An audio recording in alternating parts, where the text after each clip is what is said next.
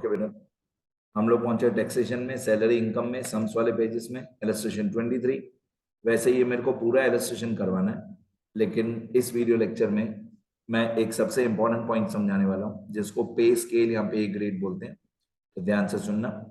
Compute the salary income of a specified employee Ritvik for the previous year relevant to the assessment year 22-23। अब आप जिस भी साल में ये वीडियो लेक्चर देख रहे हो, मेरा कैलकुलेशन सेम ही रहेगा, पे स्केल का कैलकुलेशन सेम ही रहता है, चाहे ईयर चेंज होता रहे। ठीक है, तो जो अभी हम क्वेश्चन कर रहे हैं उसमें असेसमेंट ईयर 22-23 है, कोई फर्क नहीं पड़ता है, हमारा आंसर सेम ही रहेगा जो भी साल हो। From the following data made available to you, basic salary, he joined on 1717 in the grade of 10,000, 1,000, 13,000, 2,500, 28,000. The increment falling due on 1st July every year. ठीक है, अब ये मेरे को बहुत अच्छे से समझाना है ये क्या है। अब अगर असेसमेंट ईयर 22-23 होगा, डेट्स का बहुत ध्यान रखना है। अगर असेसमेंट ईयर 22-23 होगा तो प्रीवियस ईयर होगा 21-22। ठीक है, और ये डेट याद रखनी है 1717। तो धीरे धीरे स्टार्ट करते हैं, बाकी सारा क्वेश्चन बाद में रीड करेंगे। टोटल 10 पॉइंट्स दी हुई है, बाकी तो बाद में रीड करेंगे। ये हमारा main statement showing the computation of taxable salary income of Ritvik. Statement showing the computation of taxable salary income of Ritvik. Previous year मैंने लिख के रखा है 21-22, और असेसमेंट ईयर लिख के रखा है 22-23। ये एक मेन स्टेटमेंट बना के रखिए, लेकिन ये सब बाद में काम आएगा। ये मेन स्टेटमेंट है जिसकी सबसे ज्यादा मार्क्स है। ये हमारा बेसिक सैलरी, यहाँ पे मेरे को अमाउंट चाहिए बेसिक सैलरी की कितनी होगी। अब पे स्केल वाला क्वेश्चन बहुत ध्यान से सॉल्व करते हैं, क्योंकि पे स्केल में अगर बेसिक सैलरी गलत हो गया तो आगे सब गलत हो जाएगा। ध्यान दो, ये हमारा वर्किंग नोट्स है। वर्किंग नोट्स में मैं यहाँ पे सैलरी की कैलकुलेशन करूंगा। ठीक है, अब सबसे पहले इसने ही ज्वाइन, पहले मैं पे स्केल लिख देता हूँ, पे स्केल, या इसको पे ग्रेड बोलते हैं, जिसकी वजह से ये क्वेश्चन मैंने स्टार्ट किया, पे स्केल या पे ग्रेड। अब इसका पे स्केल और पे ग्रेड देखते हैं। ये है 10,000, 1,000, 13,000, 2,500, 28,000, 10, 1, 13, 2,500, 28,000। वर्किंग नोट्स में जाते हैं, यहाँ पे लिखना शुरू करते हैं। 10, 1, 13, 2,500 और 28,000। अब ये सब क्या है मैं आपको धीरे धीरे बताऊं, ये सब क्या है। इस आदमी ने 10,000 की बेसिक सैलरी से अपना जॉब स्टार्ट किया था। इस आदमी ने 10,000 की बेसिक सैलरी से अपना जॉब स्टार्ट किया था। फिर ये जो 1,000 है ना, ये 1,000 है इसका इंक्रीमेंट। ये इंक्रीमेंट 12 महीने में एक बार मिलता है। ठीक है, तो पहले इसकी मंथ, जब इसने जॉब स्टार्ट किया था तब इसकी मंथली सैलरी 10,000 रुपीज थी, मंथली पर मंथ। फिर 12 महीने के बाद इसकी सैलरी हो गई 11,000 पर मंथ। फिर 12 महीने के बाद इसकी सैलरी हो गई 12,000 पर मंथ। फिर 12 महीने के बाद इसकी सैलरी हो गई 13,000 पर मंथ। 13,000 पर मंथ जब होगा वो 12 महीने तक ही रहेगा, फिर वो रिपीट नहीं होगा। 13,000 12 महीने तक रहेगा, एक बार ही रहेगा 12 महीने तक, फिर 13,000 रिपीट नहीं होगा। एक बार इसकी सैलरी 13,000 पर मंथ पहुंच गई, उन 12 महीनों के बाद इसकी सैलरी हो जाएगी 15,500 पर मंथ, क्योंकि 13,000 में आप 2,500 प्लस करोगे तो 15,500 आएगा। तो इसकी सैलरी हो जाएगी 15,500 पर मंथ। फिर 2,500 और प्लस कर दो तो हो जाएगा 18,000, 18,000 पर मंथ। फिर 2,500 और प्लस कर दो तो हो जाएगा 20,500 पर मंथ। तो ये 12 महीने 12 महीने 12 महीने की ये सैलरी रहेगी। अब डेट्स पे आ जाते हैं, कब ज्वाइन किया था इसने। इसने सर्विस ज्वाइन किया था 1717 पे। अब ये डेट देख लो 1717। फिर यहाँ पे लिखा है the increment falling due on 1st July every year, मतलब जो इसकी ज्वाइनिंग डेट है 1st जुलाई, हर साल 1st जुलाई पे ही इसको इंक्रीमेंट मिलेगा। तो ये 1,000 भी इंक्रीमेंट है और ये 2,500 भी इंक्रीमेंट है।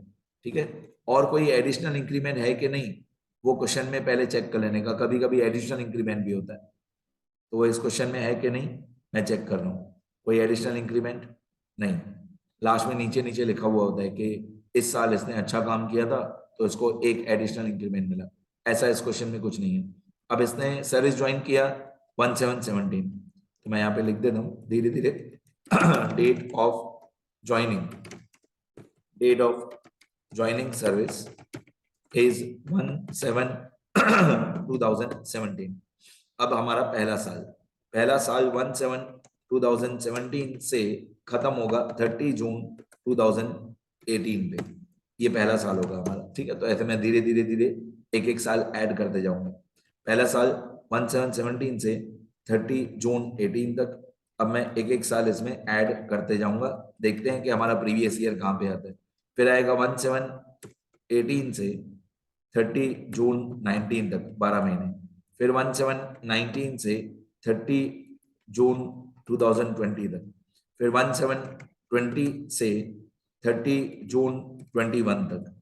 फिर 1/7/21 से 30 जून 22 तक। बस लगभग हमारा प्रीवियस ईयर आ जाएगा।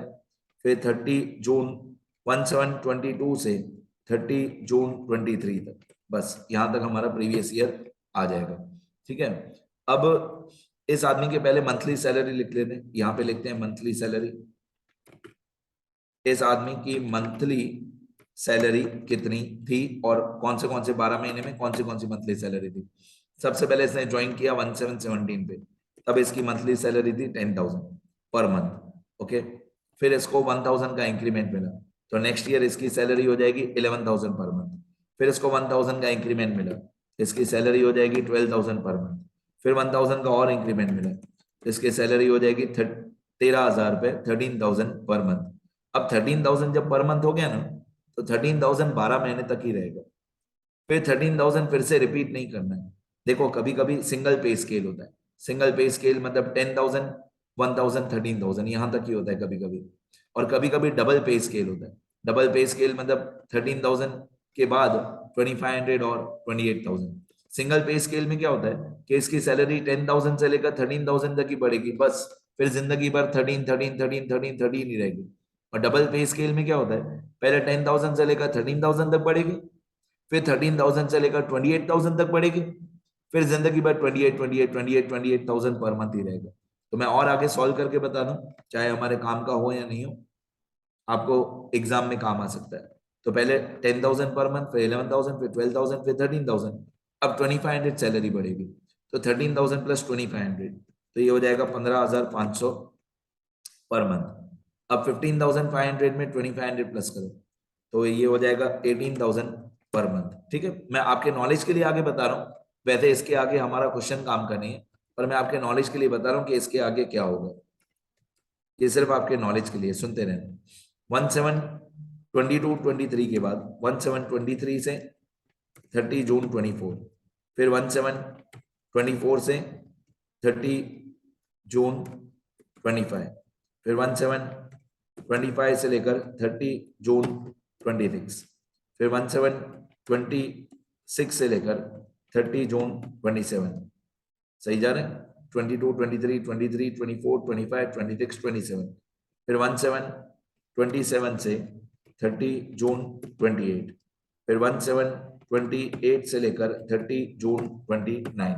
ओके, अब 18,000 में 2,500 और प्लस करूं, 18,000 प्लस 2,500 आएगा 20,500, 20,500 में और 2,500 प्लस करो 23,000, 23,000 में और 2,500 प्लस करो 25,500, 25,500 में और 2,500 प्लस करो, तो 28,000 पर मंथ। एक बार इसकी सैलरी 28,000 पर मंथ हो गई, फिर जिंदगी भर 28,000 28,000 28,000 28,000, जिंदगी भर इसकी सैलरी 28,000 पर मंथ ही रहेगी जब तक ये रिटायर नहीं होता। तो इसको बोलते हैं पे स्केल।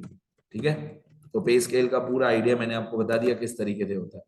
अब इस पूरे मंथली सैलरी में थे हमारा जो प्रीवियस ईयर है, हमारा प्रीवियस ईयर है ये वाला 21-22, 21-22 मतलब 1 अप्रैल 21 से लेकर 31 मार्च 22। तो मेरे को ढूंढना है 1 अप्रैल 21 कहाँ पे आएगा इस पूरे डेट्स में। 1 अप्रैल 21 कहाँ पे आएगा मेरे को ढूंढना है, तो 1 अप्रैल 21 इसके बीच में आएगा, यहाँ पे हमारा 1 अप्रैल 21 आएगा।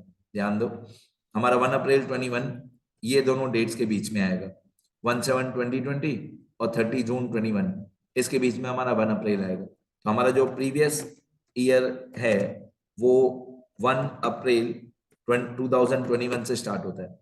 ठीक है, तो 3 महीने हमारे यहाँ पे काम किए, अप्रैल और मई और जून। तो 1 अप्रैल 2021 से लेकर 30 जून 2021 तक हमारे ऋत्विक की सैलरी थी 13,000 रुपए per month. 13,000 rupees per month. ठीक है, ये 3 महीने मल्टीप्लाई बाय 3 मंथ्स, मतलब हमारे 3 महीने जो हमारे काम के हैं वो इसके अंदर है, 1/7/20 और 30 जून 21, इसके बीच में 3 महीने हमारे काम के हैं, अप्रैल मई जून, जब जब हमारी सैलरी 13,000 रुपये पर मंथ थी। 3 महीने हमारे यहाँ पे काम के, और बाकी के जो 9 मंथ्स हैं, हमारे प्रीवियस ईयर के जो बाकी के 9 मंथ्स हैं वो इस लाइन के अंदर है, जब बेसिक सैलरी 15,500 थी पर मंथ। तो कौन से 9 मंथ्स, जुलाई 21 से लेकर, तो हमारा प्रीवियस ईयर जो है वो 1 जुलाई 2021 से लेकर 31 मार्च 2022 तक, यहाँ पे हमारी मंथली सैलरी थी 15,500 रुपीज पर मंथ।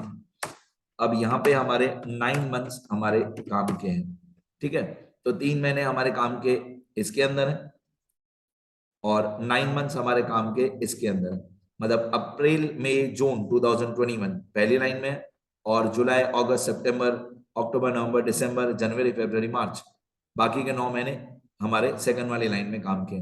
तो 13,000 पर मंथ, अब यहाँ पे मैं लिख देता हूँ equal to 13,000 per month multiply by 3 months, और यहाँ पे मैं लिख देता हूँ 15,500 per month multiply by 9 months. तो हमारी सैलरी हो जाएगी, एक है 39,000 और एक है 139,500, 39,000 और 139,500। अब मैं इन दोनों का टोटल कर दूंगा, तो हमारी टोटल बेसिक सैलरी आ जाएगी इन दोनों को प्लस करके 178,500। अब अगर ये 178,500 ही गलत हो गया तो 99% बाकी सारा आंसर भी गलत हो जाएगा। ये बेसिक सैलरी हमारी 178,500, ये बहुत काम का है 178,500। इसको हम स्टेटमेंट में जाके लिखेंगे, बेसिक सैलरी 178,500, यहाँ पे 178,500, और यहाँ से हमारा मेन स्टेटमेंट स्टार्ट होगा। तो ये वीडियो लेक्चर यहाँ तक ही रहने देते हैं, बाकी की सारी जो 8-10 पॉइंट है दूसरे तीसरे वीडियो लेक्चर मिलेंगे। मेरे को इतना बताना था पहले बेसिक सैलरी कैसे आएगा, ठीक है। इसको, इस टॉपिक को पे स्केल या पे ग्रेड बोलते हैं, ठीक है। तो मैंने अच्छे से बता दिया डिटेल में। चलो इतना लिखना शुरू करो, और कोई डाउट हो या कुछ सीखना हो तो ये मेरा नंबर है, लिखते रहो।